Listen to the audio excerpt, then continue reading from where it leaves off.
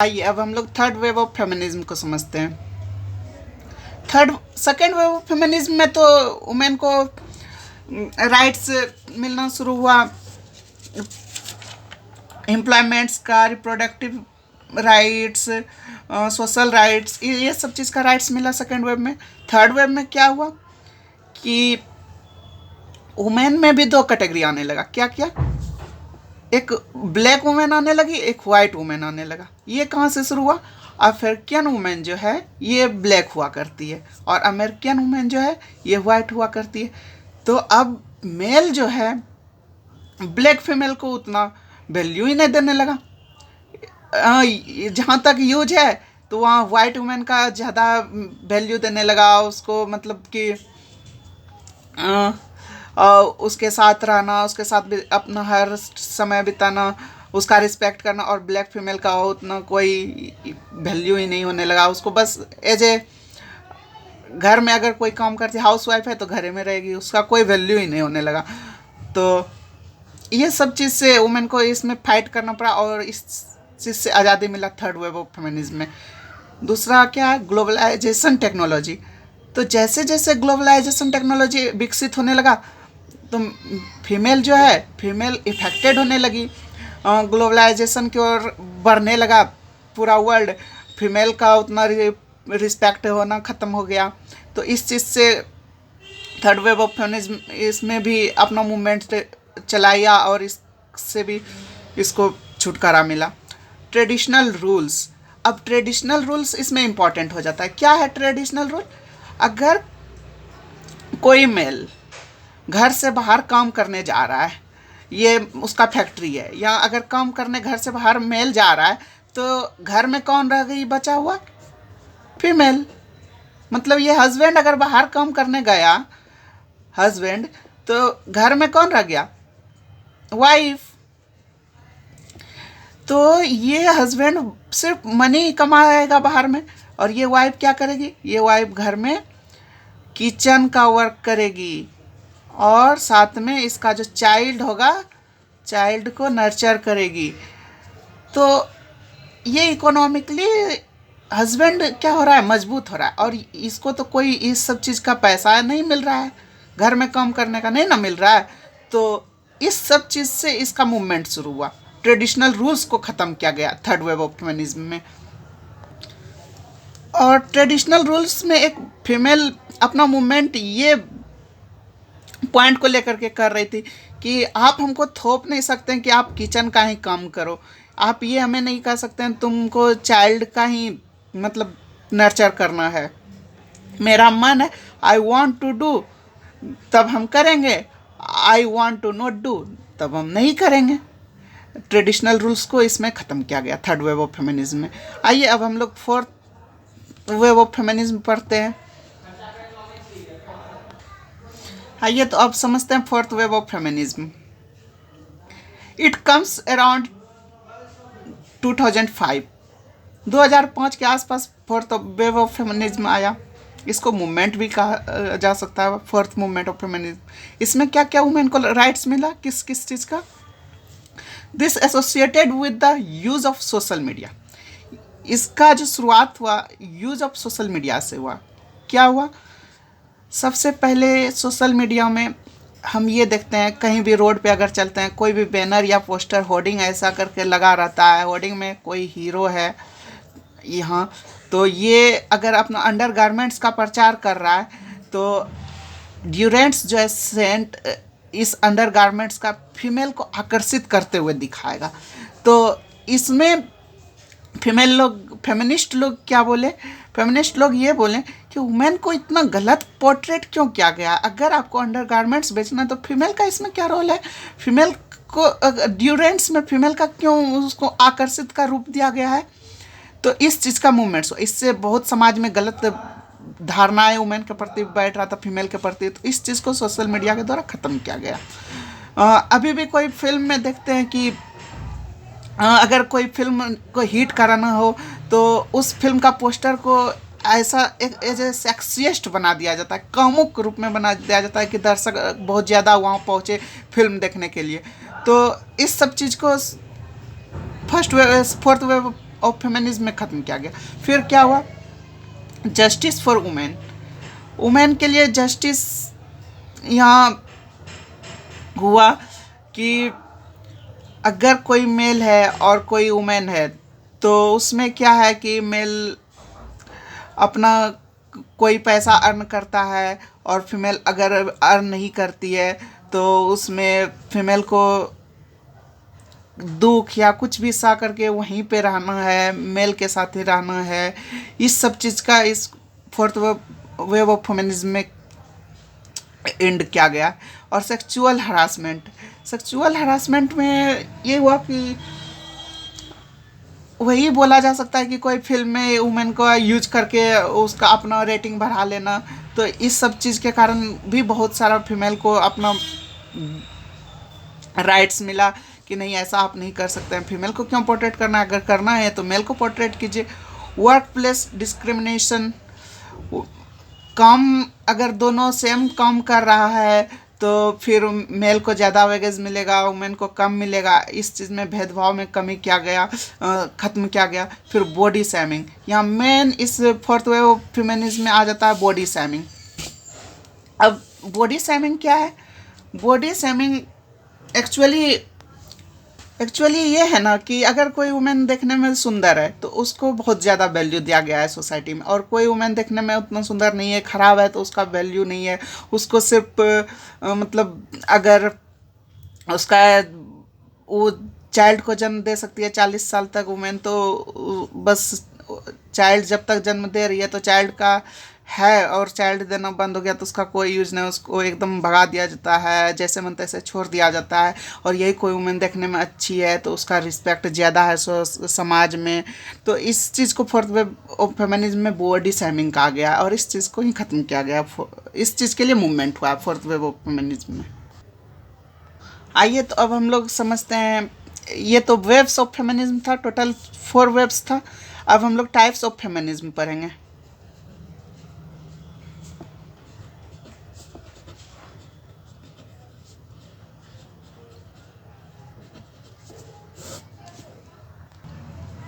आइए तो अब टाइप्स ऑफ फेमिनिज्म पढ़ते हैं। There are basically 6 types of feminism. तो पहला types of feminism liberal feminism है। अब लिबरल फेमिनिज्म किसे कहा जाता है, फ्री और फ्रीडम। अगर कोई इंडिविजुअल व्यक्ति है, पर्सन है, अगर वो अपना माइंड से फ्री है, उसको हर चीज़ का फ्रीडम है, स्वतंत्र है, वो हमें इस इंडिपेंडेंस में कुछ भी हम अपना बोल सकते हैं, कुछ भी अपने विचार रख सकते हैं। इस चीज़ को ही लिबरल फेमिनिज्म कहा जाता है। तो पहला पॉइंट समझते हैं, इक्वल अपॉर्चुनिटी एंड राइट्स। किस किस चीज़ में इक्वल अपॉर्चुनिटी एंड राइट्स होना चाहिए, पॉलिटिक्स में और बिजनेस में। एक बात हम बता देना चाहते हैं, लिबरल फेमिनिज्म सिर्फ फीमेल के लिए ही नहीं है, ये मेल के लिए ही। मेल के लिए कैसे, आइए हम बताते हैं। देखिए यहाँ मेल है और इसकी वाइफ, अगर ये दोनों पति पत्नी में झगड़ा हो गया तो ये दोनों से एक चाइल्ड हुआ है, तो कोर्ट, दोनों का झगड़ा कोर्ट तक पहुंचा तो मेल जो है, कोर्ट तो हमेशा डिग्री वाइफ का देगा, जीत तो वाइफ का ही होगा, और ये बच्चा को भी वाइफ के साथ भेज दिया जाएगा। तो मेल को इसके बदले में इसको क्या मिला, मेल को कुछ मिला, उसको तो सिर्फ सज़ा ही मिल गया। यहाँ पे सज़ा मिल गया, उसका तो सब चीज़ चले गया, वाइफ भी चले गया, बच्चा को उतना बढ़ा क्या पोसा पाला, बच्चा भी मंका हो गया, इसको कुछ नहीं मिला। तो इस चीज़ का बराबर इक्वालिटी का अधिकार ही जो मिला है, सिर्फ यहाँ मेल को ही नहीं, मेल और फीमेल दोनों को लिबरल फेमिनिज्म अधिकार देता है। इसलिए लिबरल फेमिनिज्म बहुत इंपॉर्टेंट है हम लोग के लिए। तो यहाँ वुमेन को पॉलिटिक्स का अधिकार मिला, फिर बिजनेस का अधिकार मिला, बिजनेस में दोनों बराबर का हकदार होंगे। पॉलिटिक्स में बहुत सारे वुमेन देखिए अभी पॉलिटिक्स में भी आ गई है, तो ये सब लिबरल फेमिनिज्म के कारण ही हुआ है। दूसरा टाइप ऑफ फेमिनिज्म पढ़ते हैं, रेडिकल फेमिनिज्म। रेडिकल फेमिनिज्म क्या है, तो इस फेमिनिज्म में sexism is so deeply rooted in society. तो इसको समझते हैं सेक्सिज्म कैसे पूर्ण रूप से सोसाइटी में छाया हुआ था और यहाँ सेक्सिज्म का मतलब ये समझ सकते हैं कि पुरुषवाद नारीवाद पे भारी कैसे पड़ा हुआ है, मेल फीमेल के ऊपर कैसे डोमिनेंट है, कैसे उसके ऊपर अपना पूरा हक जमा रहा है, ये सब चीज़ रेडिकल फेमिनिज्म में समझते हैं। और उसी चीज़ को एलिमिनेट जेंडर किया गया है, मेल को साइड रखा गया है, फीमेल को साइड रखा गया है, और इस दोनों का बीच का जो गैप बना है, मेल और फीमेल का बीच की गैप को कैसे पूरा वर्ल्ड लेवल से ख़त्म करना है, रेडिकल फेमिनिज्म में बताया गया है। तो आइए पॉइंट के तौर पे समझते हैं। As a feminist eliminate gender हम ऐसे कर सकते हैं कि अगर कोई फेमिनिस्ट ऐसा बता रहा है कि कोई फीमेल है, ये अपना चाइल्ड को ऐसा कोई टेक्नोलॉजी होना चाहिए जो कि अपना बॉडी से अलग जन्म दे सके। ऐसा क्यों कर रही है? ऐसा इसलिए कहा जा रहा है क्योंकि अगर ये अपना बेबी को टेस्ट ट्यूब में जन्म देती है, इसका बच्चा इसका बॉडी से अलग यहाँ जन्म पल रहा है, बड़ा हो रहा है, जन्म ले रहा है, तो इससे क्या होगा कि मैटरनिटी लीव जो वुमेन लेगी, जब चाइल्ड जन्म लेता है तो उस समय कुछ दिन का अगर वर्क में है, कोई जॉब पे है और मेल भी जॉब पे है, फीमेल भी जॉब पे है, तो ये फीमेल तो अब मैटरनिटी लीव लेगी क्योंकि इसको चाइल्ड को जन्म देना है। तो इस बीच में जो छुट्टी होगा, इसका जो वेकेशन होगा, तो इसका ये वर्क पेंडिंग रह जाएगा, और मेल जो है, मेल अपना काम करते रह जाएगा, तो ये इससे फीमेल से आगे निकल जाएगा। तो इस चीज़ को ही ख़त्म करने के लिए फीमेल कह रही है कि कोई ऐसा टेक्नोलॉजी डेवलप होना चाहिए जो कि हमको ऐसा स्वतंत्रता होना चाहिए, इंडिपेंडेंस होना चाहिए कि हम अपना बेबी को अपना बॉडी से अलग जन्म दे सकें और हम मेल का बराबरी भी कर सकें। मेल तो कोई अपना बच्चा को जन्म देगा नहीं अपना बॉडी से, इसलिए ये काम करते रह जाएगा, लेकिन फीमेल तो रुक जाएगी यहाँ। तो रेडिकल फेमिनिज्म इसी चीज़ को जेंडर एलिमिनेट करने के लिए यहाँ सिखाया गया, इस चीज़ के लिए मूवमेंट हुआ है। रेडिकल फेमिनिज्म में एक और पॉइंट बताया गया है कि ट्रेडिशनल फैमिली सिस्टम जो है ये पूरी तरफ से स्टॉप होना चाहिए। ट्रेडिशनल फैमिली सिस्टम में क्या है कि मेल वर्क करने बाहर जाएगा तो फीमेल घर में रहेगी, तो इससे मेल तो इकोनॉमिकली मजबूत होते जाएगा, लेकिन फीमेल को तो अपना कोई प्रॉपर्टीज़ नहीं रहेगा, उसको कोई हक नहीं मिलेगा। इस चीज़ को पूरा कम्प्लीटली ट्रेडिशनल फैमिली सिस्टम को स्टॉप करने के लिए रेडिकल फेमिनिज्म में कहा गया है। थर्ड टाइप ऑफ फेमिनिज्म है मार्क्सिस्ट फेमिनिज्म और फेमिनिस्ट। तो मार्क्सिस्ट फेमिनिस्ट क्या बता रहे हैं कि इन equality in operation of women, तो इसमें मेल और फीमेल दोनों का जो ट्रीट है, मेल का ट्रीट पोजीशन ज़्यादा है और फीमेल का पोजीशन कम है इस कल्चर में, इस सोशल में। तो यहाँ पे क्या है कि अगर मेल और फीमेल दो जेंडर है, मेल जेंडर और फीमेल जेंडर, यहाँ मेल का तो वैल्यू ज़्यादा हो रहा है और फीमेल का वैल्यू कम हो रहा है, तो इसमें जो फीमेल का ऑपरेशन है यहाँ कम पड़ जा रहा है कि फीमेल को उतना ट्रीट नहीं मिल रहा है, और मेल का ज़्यादा यहाँ अपॉर्चुनिटी है, हर चीज़ में अपॉर्चुनिटी मेल को ज़्यादा मिल रहा है। तो इस चीज़ में क्या होगा, कैपिटलिज्म बढ़ेगा। कैपिटलिज्म जब बढ़ेगा, कैपिटलिज्म का मतलब होता है, आपको लिख देते हैं यहाँ पे, कैपिटलिज्म मतलब होता है पूंजीवाद। अगर मेल को ज़्यादा अपॉर्चुनिटी मिल रहा है तब तो यहाँ कैपिटलिज्म बढ़ेगा ही, पूंजीवाद बढ़ेगा। फीमेल का तो यहाँ कुछ वैल्यू ही नहीं रह जाएगा। अगर मेल के पास पूरा अपॉर्चुनिटी रहेगा तो मेल ही सबसे ज़्यादा धनी होने लगेगा, फीमेल को अपना प्रॉपर्टीज़ भी नहीं होगा, कुछ भी नहीं होने लगेगा। तो यहाँ पे प्राइवेट प्रॉपर्टीज़ ज़्यादा होने लगेगा, कैपिटलिज्म पूंजीवाद बढ़ने लगेगा, कोई एक पार्टिकुलर इंसान को अपना पूंजी आने लगेगा। दो जेंडर में एक जेंडर कैपिटलिज्म हो जाएगा, एक जेंडर खत्म होने लगेगा। तो इस चीज़ का गैप को पूरा करने के लिए मार्क्सिस्ट फेमिनिज्म और सब अपना व्यू रखे हैं। आइए उस व्यू को समझते हैं पॉइंट के तौर पर। तो यहाँ प्राइवेट प्रॉपर्टीज़, कैपिटलिज्म से प्राइवेट प्रॉपर्टीज़ की शुरुआत हो जाती है। अगर पूंजीवाद तो आप लोग समझते ही होंगे कैपिटलिज्म क्या है, मार्क्सिस्ट व्यू से समझ लीजिए। कैपिटलिज्म है जो एक पार्टिकुलर इंसान जो रिच है, रिच पीपल, उसके पास पूंजी है, और पुअर पीपल के पास कुछ नहीं है। तो उस दोनों का बीच को, रिच मैन और पुअर पर्सन, इस दोनों का बीच को, गैप को नहीं भरा जा सकता है, इसका तुलना नहीं किया जा सकता है इसके लिए, क्योंकि ये पूंजी है इसके पास ऑलरेडी और ये कमा रहा है अपना खाने के लिए, भरण पोषण करने के लिए। तो इसके बराबर कभी आ सकता है? नहीं आ सकता। तो यहाँ मार्क्सिस्ट फेमिनिस्ट क्या कह रहे हैं कि प्राइवेट प्रॉपर्टीज को एबोलिश कर देना चाहिए, समाप्त कर देना चाहिए। जब प्राइवेट प्रॉपर्टीज ही नहीं रहेगी तो रिच और पुअर ये दोनों में कोई डिफरेंस रहेगा? अगर हम एग्जांपल के तौर पे देखते हैं, जैसे ये सरकारी रोड है, गवर्नमेंट रोड है, तो इस गवर्नमेंट रोड पे रिच पीपल का भी गाड़ी चलता है और गरीब पीपल का साइकिल भी, रिक्शा भी चलता है। तो बताइए, यहाँ प्राइवेट अगर ये रहता, किसी का प्राइवेट इंसान का अगर ये रोड रहता, तो वो आदमी तो बोलता हम, मेरा गाड़ी सिर्फ चलेगा, आपका गाड़ी नहीं चल सकता, गरीब इस पे नहीं आ सकता। तो इसलिए यहाँ बोला जा रहा है कि हर चीज़ से प्राइवेटाइजेशन ख़त्म कर देना चाहिए। कैपिटलिज्म खुद खत्म हो जाएगा, प्राइवेटाइजेशन खत्म होगा। तो यहाँ आप समझ गए होंगे मार्क्सिस्ट फेमिनिस्ट के अपना व्यू क्या रखे हैं। अब आइए फोर्थ काइंड ऑफ फेमिनिज्म पर। फोर्थ टाइप ऑफ फेमिनिज्म है सोशलिस्ट फेमिनिज्म। सोशलिस्ट फेमिनिज्म दो फेमिनिज्म से मिल करके बना है। इसमें दो फेमिनिज्म का एलिमेंट लिया गया है। पहला है रेडिकल फेमिनिज्म का एलिमेंट लिया गया है, दूसरा मार्क्सिस्ट फेमिनिज्म का एलिमेंट्स लिया गया। इस दोनों को मिला करके सोशलिस्ट फेमिनिज्म बनाया गया है। सोशलिस्ट फेमिनिज्म में दूसरा सेकंड पॉइंट है एंड ऑफ कैपिटलिज्म। अगर कैपिटलिज्म ख़त्म कर दिया जाए, पूंजीवाद को ख़त्म कर दिया जाए, सब चीज़ इक्वल कर दिया जाए, तो यहाँ फीमेल के ऊपर जो मेल डोमिनेंट है वो कम हो जाएगा। क्यों, कैसे कम हो जाएगा?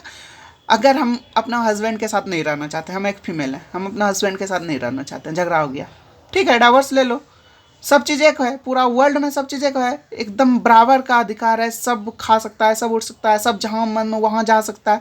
तो हमको कोई हस्बैंड का ज़रूरत पड़ेगा? नहीं ना पड़ेगा। हम खुद से कमा सकते हैं, खुद से सब चीज़ कर सकते हैं, किसी का प्राइवेटाइजेशन नहीं है, तो हम कहीं भी अपना जीवन सर्वाइव कर सकते हैं। इसलिए एंड ऑफ कैपिटलिज्म होना चाहिए। दूसरा क्या है? Female oppressed with age, race, religion. तो फीमेल को दो चीज़, मेल और फीमेल में यहाँ डिफरेंस देखिए कितना गंदा है कि फीमेल को दो चीज़ का उत्पीड़न झेलना पड़ रहा है, ऑप्रेस्ड होना पड़ रहा है। क्या चीज़ का? एक तो एज, साथ में कलर भी मायने रखता है, वाइट ब्लैक कलर भी है यहाँ, रेस, साथ में रिलीजन। सोशल में अगर कोई समाज में कोई वुमेन रह रही है, अगर उसका एज, अगर रिप्रोडक्टिव एज है कि वो बच्चा को जन्म दे सकती है, तो उसका खूब एकदम सब कोई मान सम्मान करेगा। अगर वही फीमेल बच्चा को जन्म नहीं दे रही है, बच्चा बूढ़ी हो गई है एज, तो उसका देखिए उसका उतना ट्रीट ही नहीं किया जाएगा, उसका वैल्यू ही खत्म कर दिया जाएगा। कोई देखने में सुंदर है तो उसका वैल्यू है, ख़राब है तो उसका वैल्यू ही नहीं है। तो इसे सोशलिस्ट इशू पूरा एकदम सोशलिस्ट फेमिनिज्म में भारी पड़ गया है। तो सोशलिस्ट इशू में क्या है? तो ये जैसे हमारे इंडिया में तो बेसिकली दो बहुलक क्षेत्र है, इसमें हिंदू और मुस्लिम ज़्यादा संख्या में। तो देखिए मुस्लिम महिला को क्या फेस करना पड़ रहा है कि उसको सोशल में, उसका इंडिया जो है अपना कॉन्स्टिट्यूशन से चलता है, तो इंडियन वुमेन को उतना प्रभाव नहीं पड़ रहा है। लेकिन मुस्लिम में क्या, उसका वो उतना अपना उसको लॉ बोलती है, मेरा कुरान में ये है, हमको बुर्खा पहनना चाहिए, मेरा कुरान में ये है, ऐसे है, ऐसे है। उसको मतलब सोशल इशू भी, तलाक का मामला हो गया, बहुत चीज़ उसको झेलना पड़ता है। दोनों तरफ से फंसा हुआ है सोशलिस्ट इशू पूरा भावी पड़ गया है सोशलिस्ट फेमिनिज्म में। सोशलिस्ट फेमिनिज्म में ये बताया गया है। फिफ्थ टाइप्स है कल्चरल फेमिनिज्म। इस फेमिनिज्म में क्या है कि फेमिनाइन और मैस्कुलाइन, इसमें मैस्कुलिन जो है इसका ट्रीट ज़्यादा हुआ है, इसका वैल्यू ज़्यादा सब जगह ही दिया जा रहा है। ऐसा पोर्ट्रेट फेमिनाइन को किया जा रहा है कि ये एकदम लाइट वे में लिया गया, निगेटिव लाइट वे में। और यही कल्चरल फेमिनिज्म का रहा है कि अगर ये दोनों का कॉम्बाइनेशन हो जाए, अच्छा से कॉम्बाइनेशन हो जाए, तो ग्लोबल लेवल पे, विश्व लेवल पे कितना अच्छा पीसफुल हो जाएगा। ये फीमेल इसका हेल्प करेगी, मेल उसका हेल्प करेगा, दोनों मिल करके एकदम कंबाइंड हो करके कितना अच्छा पीसफुल लाइफ अपना जी सकते हैं। तो कल्चरल फेमिनिज्म ये कर रहा है। अब आइए लास्ट टाइप ऑफ फेमिनिज्म देखते हैं, 6 type of feminism. Black feminism women के लिए बहुत ही चैलेंजिंग भरा पल रहा है। इस फेमिनिज्म में अगर कोई वुमेन ब्लैक है और कोई वुमेन वाइट है, तो वाइट वुमेन का ज़्यादा इस समाज में, इस सोशल में रिस्पेक्ट दिया गया और ब्लैक वुमेन का उतना रिस्पेक्ट नहीं दिया गया है। अगर ये वाइट वुमेन तो चलिए एक ही तरह से बच रही है, ये अब इसका रूप अच्छा है, वाइट है तो चलिए इसको उतना उत्पीड़न नहीं हो रहा है। ब्लैक फीमेल में क्या था कि अगर इंडिया में मान लिया जाए ब्लैक वुमेन कोई है, तो इंडिया में क्या हुआ कि इंडिया क्लोनाइज्ड था, कुछ क्लोनाइज्ड का मूवमेंट चल रहा था उस समय। ब्रिटिश जो थे इंडिया में राज कर रहे थे, तो कोई वुमेन जो है, एक तो पहले उसके ऊपर ब्रिटिश उतना अथी कर रहा है, जुल्म कर रहा है। दूसरी बात, इसका हस्बैंड जो है घर आकर के अपने वाइफ के ऊपर जुल्म कर रहा है। क्यों जुल्म कर रहा है? तुम काली हो, तुम अच्छी नहीं हो। साथ में ब्रिटिश तो यहाँ जुल्म कर ही रहा है, साथ में ये उसका हस्बैंड भी यहाँ जुल्म कर रहा है। तो इस चीज़ को ब्लैक फेमिनिज्म में दर्शाया गया है और इस चीज़ का ही ब्लैक फेमिनिज्म में बोला गया है कि ऐसा नहीं होना चाहिए। इससे कितना परेशानी हुई है फीमेल लोग को। तो so black feminism talks about how being a woman and being black, because of these two things you are double bind, you have to suffer twice। काला होने के नाते और साथ में क्या कहते हैं अपना हस्बैंड का भी प्रताड़ना, दोनों उसको ट्वाइस उसको सहना पड़ा है, सफ़र करना पड़ा है। ठीक है, थैंक यू। अब तो ख़त्म हो गई ये फेमिनिज्म का टाइप्स और आप लोग उम्मीद करते हैं फेमिनिज्म समझ गए होंगे। अब आगे का चैप्टर में हम फेमिनिज्म राइटर वर्जीनिया वुल्फ के बारे में उसका वर्क्स डिस्कशन करेंगे। Thank you.